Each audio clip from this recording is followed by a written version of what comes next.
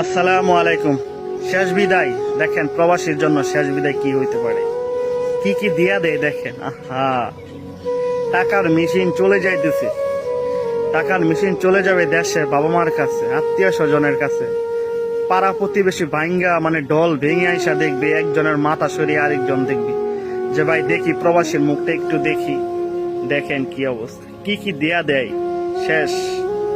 এত আশা এত স্বপ্ন নিয়া উনি মালয়েশিয়ান প্রবাসী, 3 মাস হয়েছিল নাকি প্রবাসে গেছে, এতে তার সকল স্বপ্ন পূরণ হয়ে গেছে। এখন দেশে যাওয়ার সময় হয়ে গেছে, দেখেন দেশে চলে যাইতে কি করতেছে। তার সকল কিছু তাকে গুছায়া মানে তার সকল কিছু, তার সাথে সামান গুলাও দেওয়া দিতে। দেখেন তার কাপড় গুলা দেখেন, একে একে করে কাপড় গুলা পর্যন্ত পাস করে দেওয়া দিতেছে। এই কাপড় গুলা কি করবে, কিন্তু তারপরে প্রবাসীর নিয়ম দেয়া দেয়। কাঠের কফিনে শেষ বিদায় দিতেছে, সেটার ভিতরে তার সকল সামান কাপড় গুলা এক এক করে সুন্দর বাছাইয়া দিয়ে দিতেছি গুছাইয়া। দেখেন, আহা, এটাই শেষ বিদায় ভাই, এটাই প্রবাসীর লাইফ।